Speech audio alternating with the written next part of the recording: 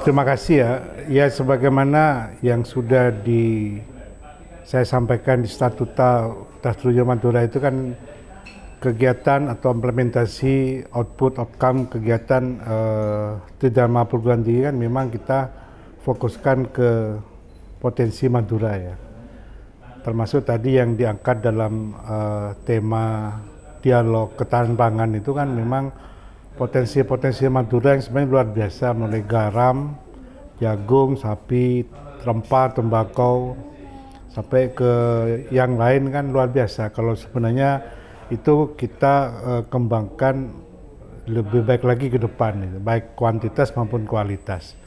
Sehingga ini menjadi menarik. Maka dari itu karena UTM ada di wilayah Madura, klasternya, maka menjadi satu komitmen kegiatan-kegiatan di Tridharma itu harus tema-tema itu, gitu. Itu tema-tema potensi Madura. Gitu.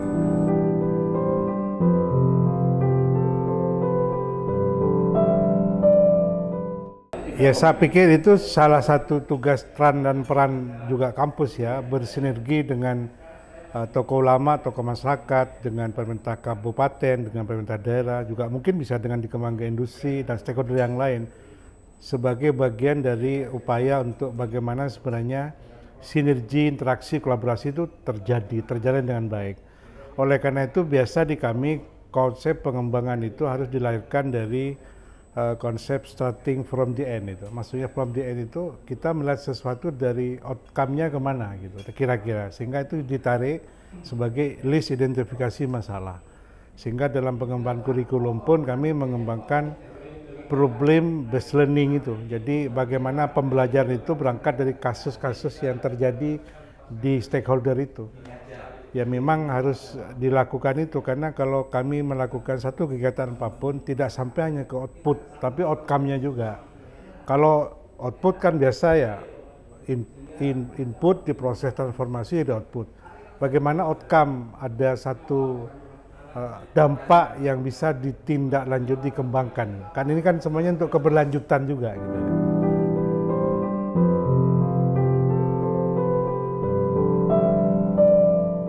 Ya saya tadi juga menyampaikan bahwa sejatinya itu kalau menurut pandangan saya ada penugasan kampus, penugasan Pemda itu hampir sama sebenarnya. Katakanlah kampus UTM ditugaskan untuk pengembangan garam dan jagung, karena itu ada di klasternya, ada di sekitar kampus itu. Pemda juga fokus juga ke situ, sehingga bersama-sama ini mengembangkan. Dan yang kedua, hulu hilirnya itu harus di Madura. Tidak relevan kalau hilirisasi garam atau jagung, hilirisasinya ada di luar Madura. Nilai ekonominya nggak akan dapat gitu ya. Termasuk yang sapi juga, bagaimana kalau ada industri, kan sampai sekarang belum ada industri itu. Padahal dulu di waktu Belanda itu Madura dikenal dengan industri garamnya, sehingga disebut dengan Pulau Garam itu. Harusnya hilirisasi garam, jagung, rempah, sapi, migas ya harus di Madura. Sehingga keberadaan kayak jembatan dan sebagainya, jembatan Suramadu ini kan jadi relevan gitu. Di samping pengembangan pelabuhan alternatif menggantikan posisi Perak yang ada di Pulau Pandan itu, di daerah utara. Itu maksud saya. Jadi sebetulnya dengan kolaborasi itu bisa ya untuk meningkatkan atau memaksimalkan. Ya harusnya bisa, makanya kan selalu saya sampaikan di dalam setiap kesempatan, membangun Madura itu tidak bisa parsial antar kabupaten, harus klaster Madura. Karena itu mengembangkan potensi yang sama. Di antara kabupaten Madura kan nggak ada jarak, ada tembok pemisah gitu, tapi semuanya kan harus ada interaksi. Kalau dikembangkan, makanya dalam pengembangan visit itu tidak bisa per kabupaten, ya visit Madura gitu. Sehingga dikemas katakanlah seminggu tinggal di Madura. Bagaimana kolaborasi lagi, interaksi lagi, sinergi lagi antara 4 kabupaten. Berkolaborasi APBD-nya. Katakanlah Bangkalan pintu masuk pertama orang datang itu mungkin ke wisata religi ke Holil ya. Sampai ke Sumeneb, Pulau Gili-Labak, Gili-Giliang dan sebagainya. Ini satu paket. Tidak bisa kita mau ke Sampang tapi kita mau ke Sumeneb tapi Sampang Pamekasan belum ditata. Orang mikir transportasi biaya kan tidak ada tempat. Kalau biasa kalau travel itu atau rekreasi kan melihat dekat-dekatnya ada apa gitu. Jadi satu paket. Karena kalau sudah model-model pengembangan sekarang kan model praktis itu. Kita inginkan traveling itu cari yang murah, tapi banyak yang dituju gitu loh. Itu kan paket-paket yang sudah, karena mindset berpikir orang sudah dengan wisata udah berubah sekarang. Tidak bisa saya hanya mau ke Borobudur, tidak mungkin. Saya mesti ke Borobudur ada apa di situ. Atau saya pilih ke Bali, lebih banyak, akhirnya kita pindahkan itu. Itu kan tawaran itu. Dan saya kira masing-masing daerah punya kekhasan. Artinya 4 wilayah itu kan harus bergabung. Harus interaksi. Kalau berdiri sendiri nggak mungkin, dan itu tidak akan memberikan satu kontribusi yang maksimal. Itu sudah pengalaman harusnya. Jadi tidak bisa dikembangkan parsial itu, tidak bisa. Harus holistik, harus satu kesatuan utuh. Nah, tinggal nanti bagaimana katakanlah Bangkalan ada apa, Sampang apa yang bisa ditawarkan. Kan Sampang juga ada potensi jambu air, juga ada pantai juga di sana. Terus di Pamekasan apa yang bisa dikembangkan? Ya kalau memang dari sisi yang lain sudah terisi kabupaten lain, ya alternatif lain apa gitu. Kayak Kerapan Sapi atau di Pamekasan. Karena Pamekasan kan Piala Presiden loh Kerapan Sapi itu. Itu jadwalkan sesuai jadwal Piala Presiden. Bayangkan loh Kerapan Sapi Piala Presiden tuh, tapi yang lihat tidak banyak. Kan eman gitu. Berarti kan kita harus menata sedemikian rupa sehingga orang tuh lihat Kerapan dapat, lihat Giliang H2O juga dapat, ke religi dapat, sehingga tidak mahal lah orang datang ke Madura. Kalau satu paket, kalau besok Kerapan terus pulang itu kan rugi itu. Nah, itu yang saya maksud, yang sebut ini sudah digagas oleh TM konsep visit Madura. Saya kira tinggal menjual tema, tempat, sama jadwal aja. Kayak Banyuwangi itu kan hebat memang Pemdanya, membuat satu jadwal sehingga tahun 2022 dia sudah punya tema sama jadwal. Tari gandrung 1.000 orang gitu. Kita bisa juga tari apa 2.000 orang, naikkan di 1.000 kan. Untuk makan mindset berpikir aja, mempengaruhi orang bisa, oh ya di Madura ada juga gitu. Dan banyak sebenarnya, luar biasa Madura.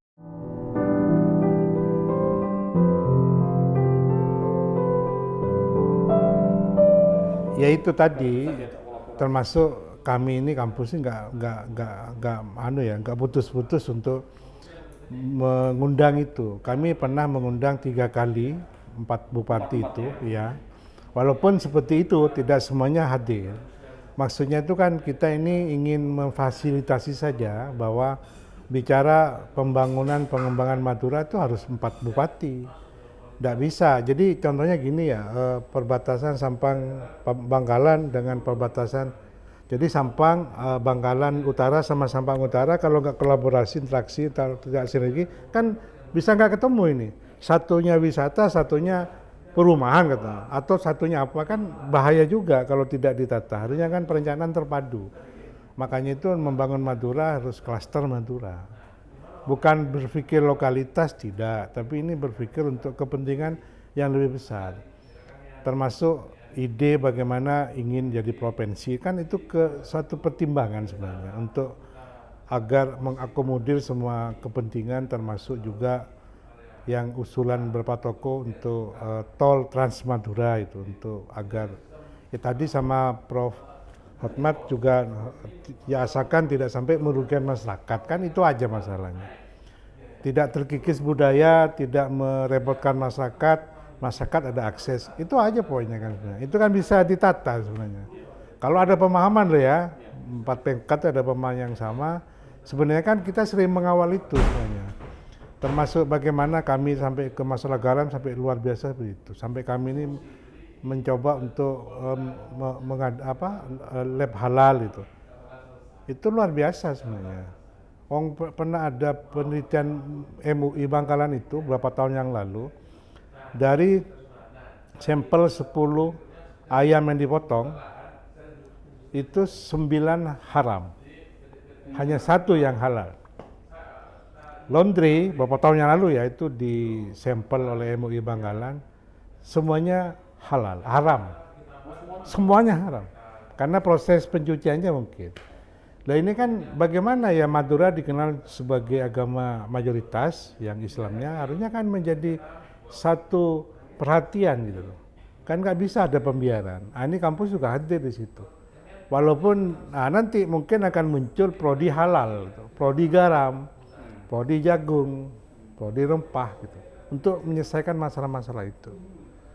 Kan sama presiden kita kan, kayak saya kan dulu ekonomi. Dari dulu ekonomi hanya 3, manajemen, ekonomi pembangunan sama akuntansi. Nggak pernah ada market pemasaran online market apa, kan nggak ada market online gitu. Masih manajemen gitu. Jadi belum berani, padahal kan kebutuhan ke depan itu kepraktisan, keberlanjutan, efisien, efektif.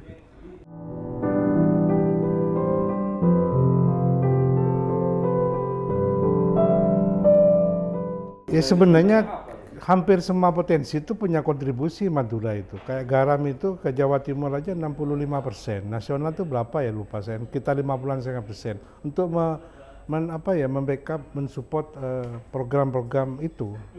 Belum jagung.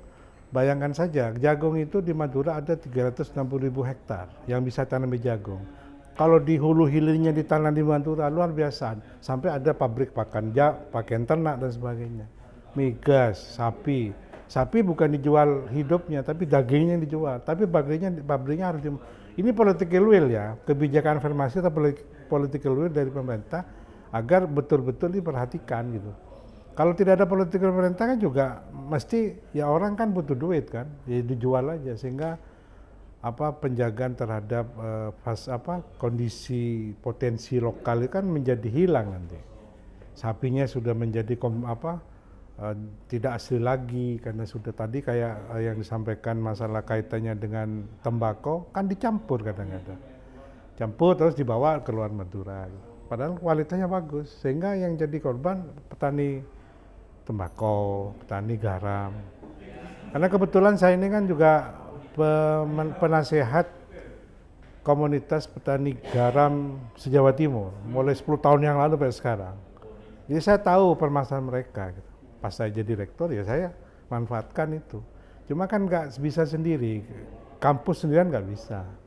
Nah ini kan juga di Madura ini kalau punya komitmen 4 kabupatennya garam, salah satu potensi APBD-nya, ya paling tidak kan kelihatan. Gitu. Kalau dari kami kan PNBP kami juga tidak banyak gitu loh. Untuk kepentingan itu kan tidak, harusnya kan, yang ini besoknya ada pembahasan lagi. Ya, kita hari ini melakukan MOU dengan UTM, Balitbang Provinsi. Kita sebenarnya melaksanakan amanat Undang-Undang 23 tahun 2014 tentang pemerintah daerah. Jadi kami membangun sinergi untuk kepentingan kesejahteraan masyarakat dengan membangun kerjasama dengan intelektual. Kali ini dengan UTM, sebenarnya Balitbang juga dengan beberapa perguruan tinggi. Targetnya adalah pengembangan, riset, dan juga untuk kesejahteraan rakyat. Itu adalah target kami. Dan potensi di Madura ini perlu digali terus karena di pulau ini sangat khas kondisi alamnya dan salah satu komoditas yang paling menjanjikan adalah garam, jagung, kemudian kemarin tebu juga dikembangkan, selain itu sapi yang khas dan itu menjadi poin tersendiri bagi kita.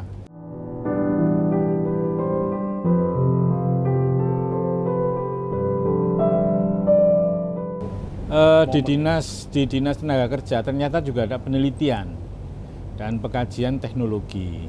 Dalam hal ini UTM berkepentingan untuk meningkatkan SDM masyarakat Pulau Madura ini, di mana tingkat kelulusan wajib sekolahnya itu masih perlu kita tingkatkan, dan dengan kondisi seperti itu kita berelaborasi di Snaker dengan Balitbang dalam rangka mengembangkan SDM yang khas di Pulau Garam ini. Nah, makanya kami berelaborasi.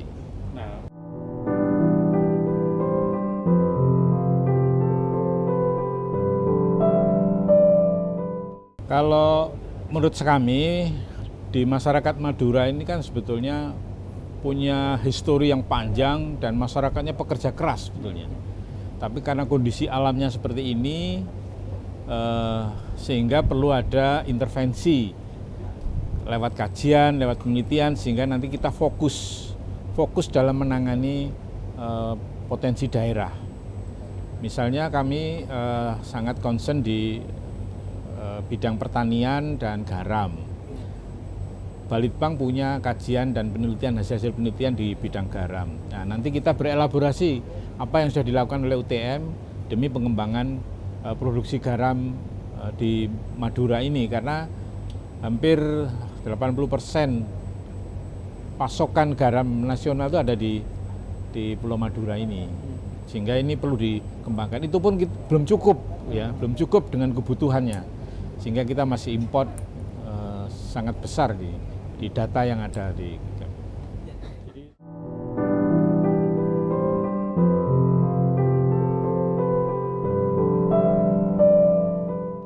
SDM, jadi SDM di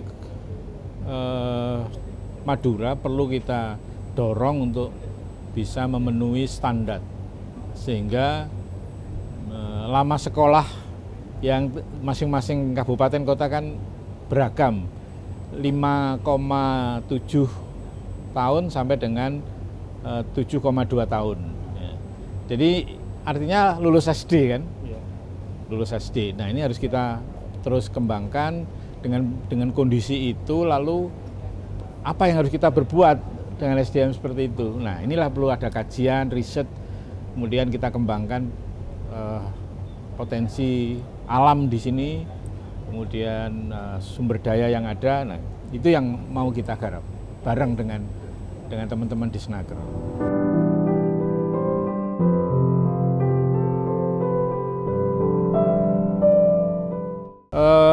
Pak tadi Watimpres RI Pak Dr. Soekarwo mengatakan UTM harus menjadi Center of Excellence ya, untuk pengembangan Madura. Kalau boleh misalnya pusat kajian Madura itu ada di sini.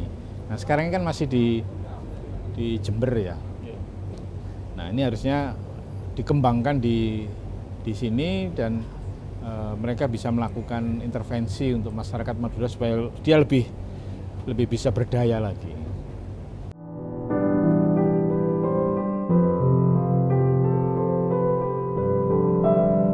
Itu akan dilihat sebenarnya tujuan pembangunan itu apa. Karena itu tadi saya katakan ada dua paradigma yang selalu bertentangan. Itu paradigma yang pertama itu narasinya adalah untuk growth, meningkatkan produksi, tapi meninggalkan narasi tentang rakyat, dengan people. Dan ternyata gagal modernisasi semacam itu di Amerika Latin, gagal betul dulu.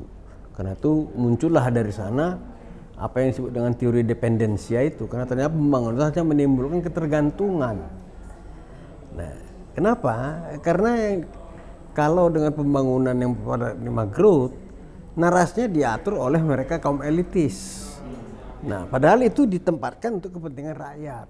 Nah, karena itu saya mengutip Gramsci, karena Gramsci menyatakan intelektual yang ngikuti model kayak gitu itu disebut menara gading di Ivory Tower, karena itu kan ilmu pengetahuan yang positivistik, bahwa kami kan menemukan kebenaran. Persoalan kebenaran itu ada problem masyarakat, itu bukan urusan kami. Itu biasanya universitas selalu begitu. Nah, kita mau membayangkan di Madura bukan di situ dong. Ini urusannya adalah paradigma kerakyatan. Rakyat itu harus ikut karena yang dikenai program pembangunan itu apapun narasinya kan mereka juga. Nah, itu yang saya bayangkan harus muncul. Universitas harus mengubah dirinya dari yang elitis ke arah yang lebih membumi. Jadi ini kita bukan kalau pembangunan yang model elitis itu adalah subjek objek.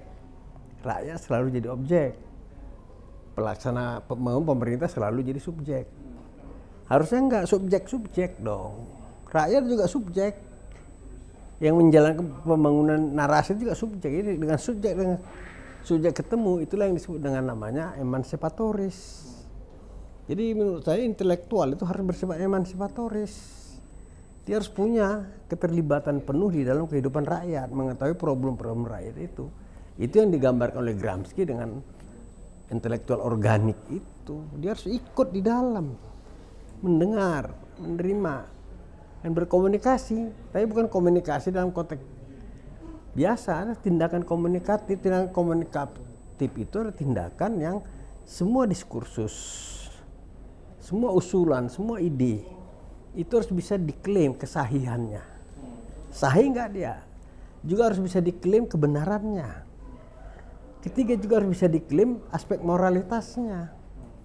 Nah, bagi Madura, bagi saya kepentingannya adalah karena masyarakatnya beragama kuat, ya, aspek moralitas harus menjadi perhitungan dari setiap diskursus apapun yang ditampilkan. Di situ persoalan. Dan tadi kan triangle-nya posisinya unik ya. Ada pemerintah daerah, ada ulama, ada intelektual, atau dalam konteks ini Universitas Trunojoyo Madura UTM sebagai kampus terbesar di Madura. Nah, seberapa besar kontribusi intelektual dalam proses kolaborasi dengan tiga elemen ini? Kalau kita sudah berakhir pada triangle ini, tiga ini, semua harus setara. Dalam konteks diskursus loh ya. Struktur itu harus open structuring. Artinya struktur jangan, kalau kita bicara struktur itu selalu kaku. Kalau kita bicara rakyat, intelektual, pelaku pembangunan dalam konteks open structuring, maka rakyat ini adalah agen, agensi dirinya. Dia bukan aktor. Kalau dia aktor, dia itu hanya menjalankan skenario, kan itu kalau aktor. Tapi juga dia menjadi agensi. Dia juga harus bisa memberi tempat ke dalam peluang struktur itu. Itu yang digambarkan teori Anthony Giddens itu. Jadi strukturasi itu ya? Iya, strukturasi itu karena struktur dan aksi itu dia bilang. Kan kecenderungan struktur selalu kaku. Nah, orang bukan aktor dalam konteks Giddens, agent. Agent itu bisa berdialog. Kalau dia aktor, dia hanya dualisme. Ini ada struktur, ini ada orang. Tapi kalau ini harus dualitas. Kalau di Madura yang bermasalah apa? Agennya apa strukturnya, Pak? Dua-duanya bermasalah. Strukturnya selalu kaku dalam konteks pemerintah, ya. Tapi masyarakatnya juga merasa bukan bagian saya itu. Ya, sehingga dia nggak bisa beremansipasi. Dia tidak melakukan emansipatoris, itu urusan pemerintah, itu bukan urusan saya, kan itu. Padahal ini yang dibicarakan Madura, nggak bisa, bukan urusan saya. Nah, di mana posisi itu? Pemerintah harus beraliansi kan, hanya dengan aliansi dengan ulama, karena ulama ini adalah legitimaser.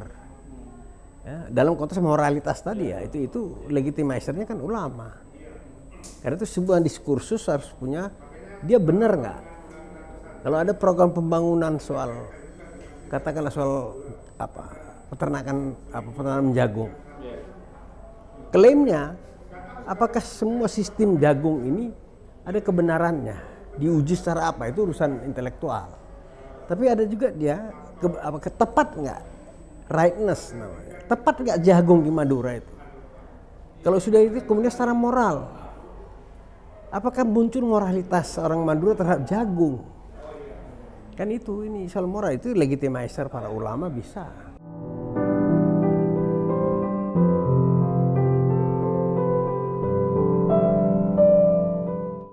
Ya karena dia tidak merasa bagian dari situ. Dia tidak merasa bagian ikut terlibat dalam diskursus pembangunan itu. Dalam hal ini pembangunan garam itu. Misalnya dalam ini pembangunan jagung itu. Dalam ini pembangunan rumput laut misalnya, apapun. Dia nggak menjadi bagian. Karena itu kalau dalam konteks itu apapun yang mau dikerjakan, jagungnya harus menjadi diskursus. Kalau disebut diskursus dia harus wacana yang bisa dikomunikasikan dengan uji 3 itu paling tidak, ketepatannya, kebenarannya, moralitasnya, dan yang terakhir itu adalah otentik nggak dia. Kalau jagung itu adalah otentik dengan kehidupan masyarakat Madura, berarti benar. Baru itu komprehensif, baru bisa dilakukan namanya tindakan komunikatif. Diskursus itu kemudian bisa diterima semua pihak. Karena semua pihak sudah merasa ikut urun rembuk di situ. Bagaimana caranya bisa seperti itu? Dibuka ruang publik. Namanya public sphere. Bisa ya, teorinya Habermas dikembangkan di Madura bisa? Apakah di Madura nggak pernah ada orang rembuk desa? Ada kan. Apa nggak pernah ada pengajian? Nah, ada toh. Pengajiannya diubah lah substansinya, bukan sekedar agama, diubah. Urusan pembangunan ini kan bisa. Ruang itu ada kok. Di mana masyarakat kita nggak punya ruang semacam itu? Selama ini ruang itu diintervensi oleh yang namanya negara. Kan di situ, sehingga dia jadi korporatis. Bukan untuk kepentingan masyarakat, tapi kepentingan negara. Kan nggak bisa. Nggak ada ruang publik, semua ada. Warung kopi itu ruang publik loh. Di sana orang bisa ngobrol. Tapi ketika dia menjadi ruang publik, harus ada kesetaraan. Jadi nggak ada urusan diskriminasi gender di situ, nggak ada, nggak boleh. Ini isu kesetaraan itu. Dan kalau ada orang pendidikan tinggi, dia nggak boleh juga mendominasi orang yang pendidikannya rendah, nggak bisa. Selama ide yang muncul dari pendidikan rendah itu baik, ya harus diterima dong. Itu namanya public sphere. Kan? Harus terbentuk ruang publik.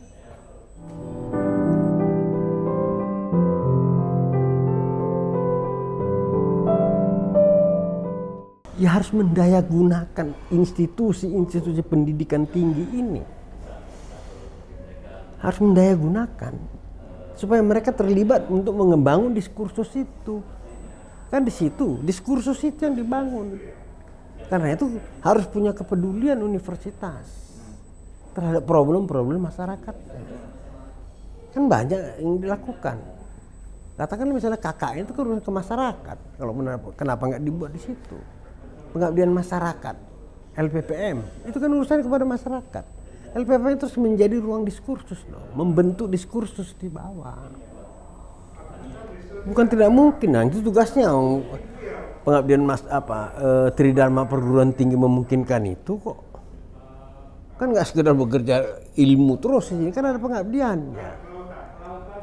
Nah, jadi kalau isu intelektual organik bukan sekedar orang punya gelar loh. Kan di situ kan.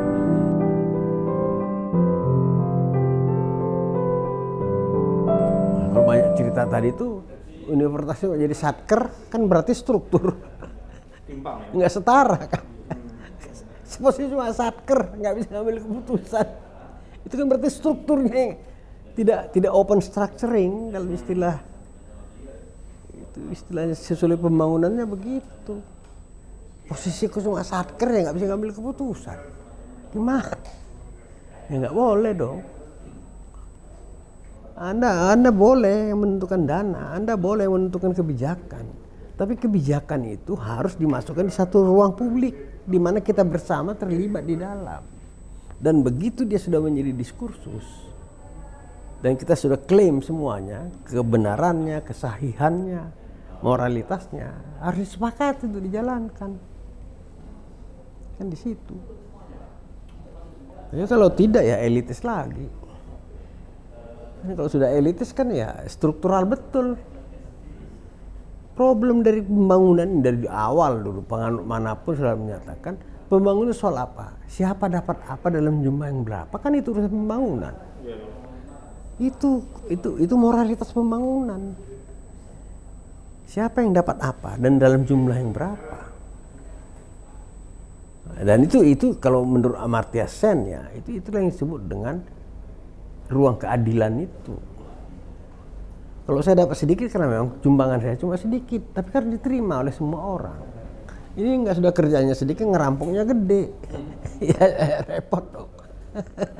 Tapi masih ya, kalau dalam konteks ekonomi itu masih optimistis ya dengan Madura. Saya dengan rakyat Madura.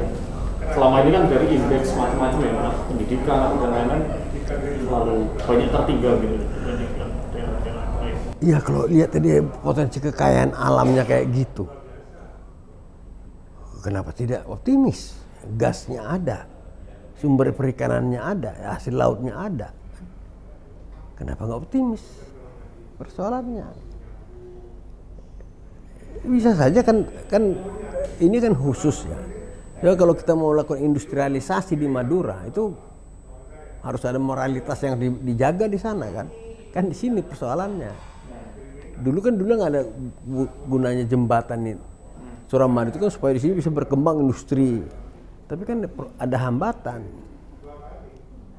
Dan sekarang saya kira ya harus ada ada diskursus baru untuk memberi peluang tanpa mengurangi kearifan lokal, kan gitu. Karena moralitas keagamaan itu kearifan lokal di sini. Gitu.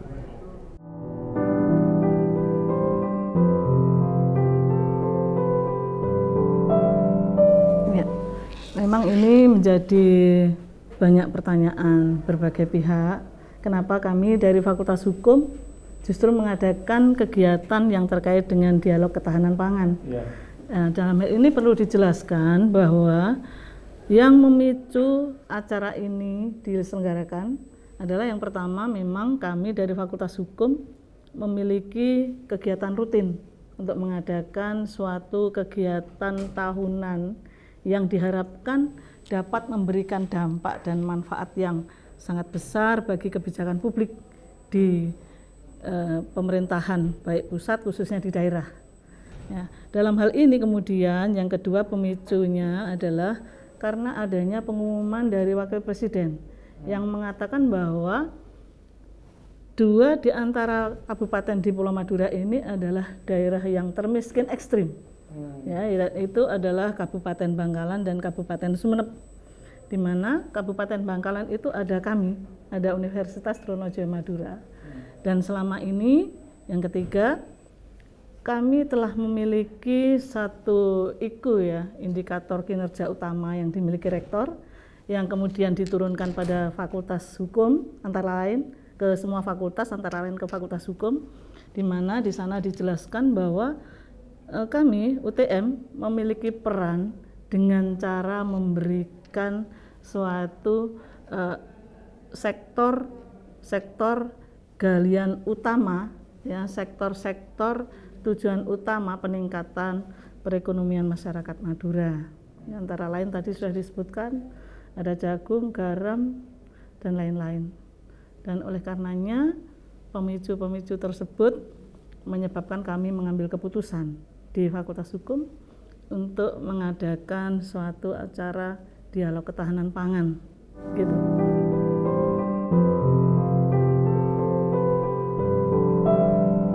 Dari hasil penelitian-penelitian yang dilakukan khususnya di Fakultas Hukum selama ini memang banyak masukan-masukan, banyak hal-hal yang telah dibahas dari sisi hukum.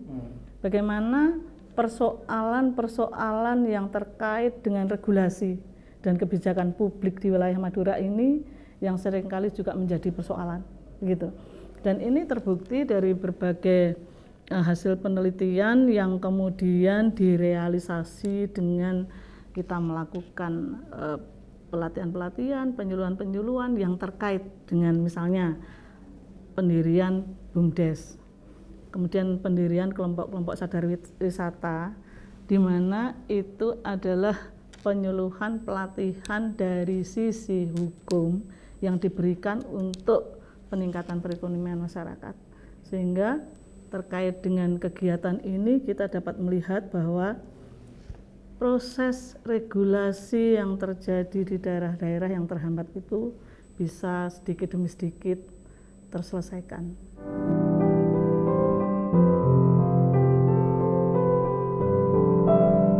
Ya, kalau dari sisi kacamata Fakultas Hukum, peran UTM sangat strategis dalam hal ini.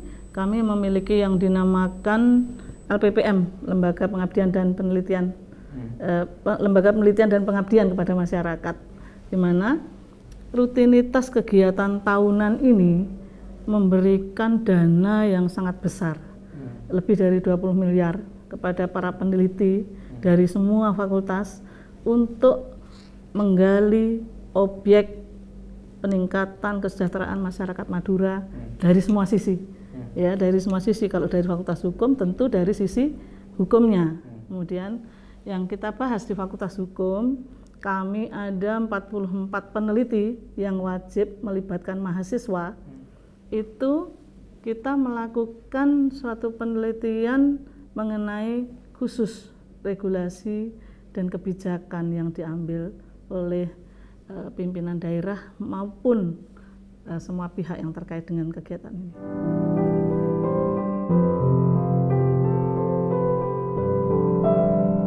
Ya, ini sebenarnya pertanyaan di luar jalur hukum ya. Iya.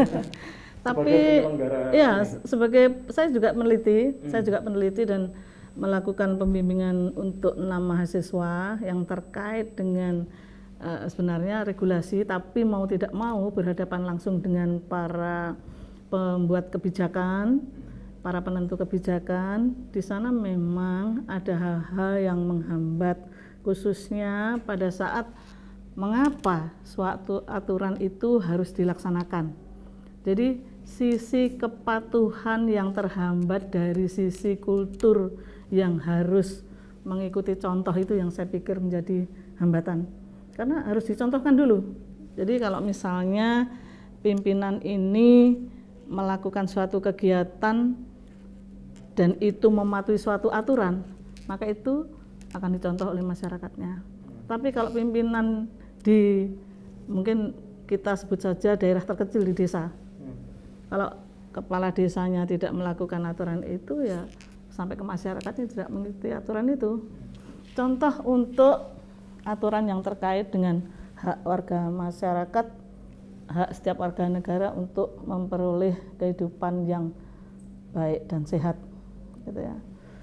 Dari sana kita melihat banyak di Madura itu kandang sapi yang berdekatan dengan rumah penduduk. Nah, kalau misalnya kita ketahui di sana itu pimpinan desa, entah itu kades, entah itu kasun dan lain-lain, semua aparat desa itu tidak membuat kandang di dekat rumah, saya kira masyarakat akan ikut. Nah, ini enggak, justru pimpinan masyarakatnya justru dia membuat kandang di dekat rumah. Lalu ada yang menanyakan dari LSM mana itu ya, mengapa hal seperti ini tidak bisa dikikis?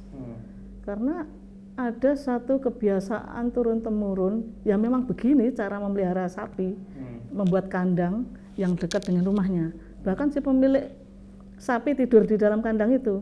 Nah, lalu bagaimana dengan hak mereka untuk kehidupan yang layak dan sehat atau baik yang sehat tadi? Itu ada diatur bahkan di Undang-Undang Dasar ada, begitu. Sampai ke Undang-Undang HAM ada, terus kemudian Undang-Undang Lingkungan Hidup ada. Tapi itu tidak dilaksanakan di sini. Ya seperti itu contohnya.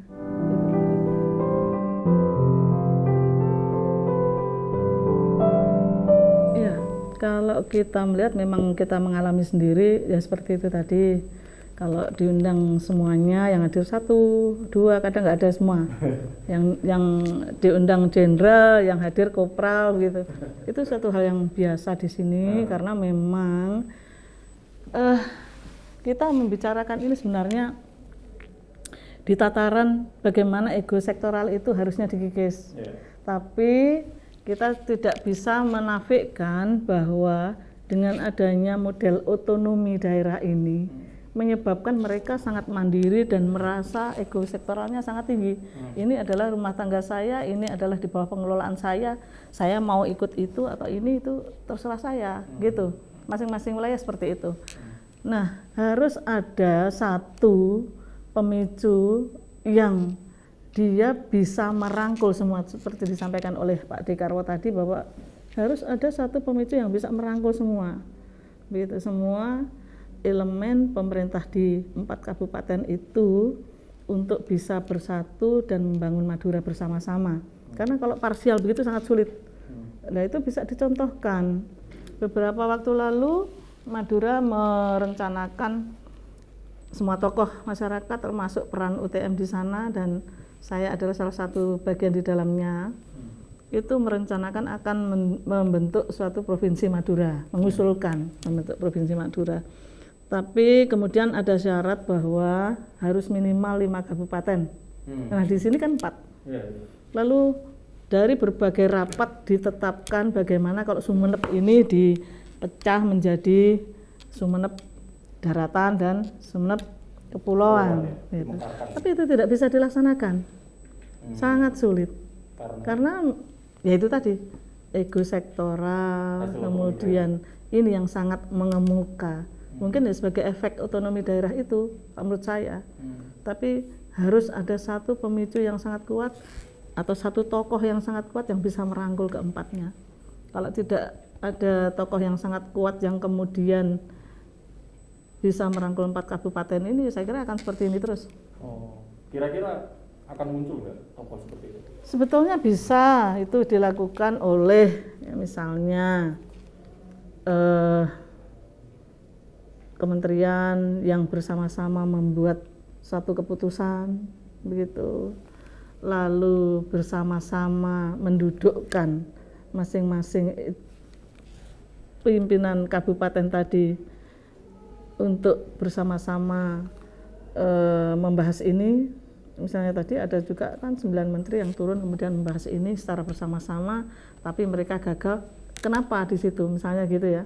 Nah di sini belum pernah ada yang kemudian bersama-sama melakukan hal yang sifatnya itu apa ya, mengakomodir semua kepentingan tadi itu.